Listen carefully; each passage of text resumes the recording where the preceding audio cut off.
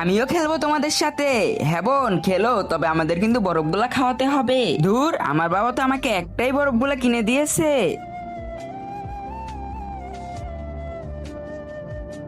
ভাইয়া, এই বাচ্চার জন্য একটা বরফগুলা বানিয়ে দিন তো। ঠিক আছে ভাইয়া।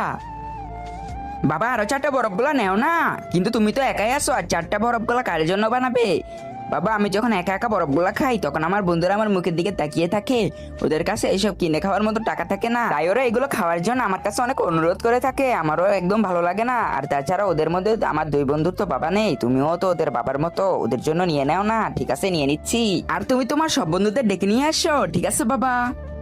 তার আগে তুমি যদি চাও তোমার মা জান্নাতে যাক, তাহলে ভিডিওতে লাইক করে চ্যানেলটি সাবস্ক্রাইব করে দিবে। আর যদি তুমি চাও তোমার মা জাহান্নামে যাক, তাহলে কিছু করা লাগবে না। আর কমেন্ট বক্সে আই লাভ ইউ মা লিখে যাও। বাবা, আমি আমার সব বন্ধুদের ডেকে নিয়ে এসেছি। ঠিক আছে মা, ভাইয়া এই সব বাচ্চাদের জন্য বরফগুলা বানিয়ে দিন।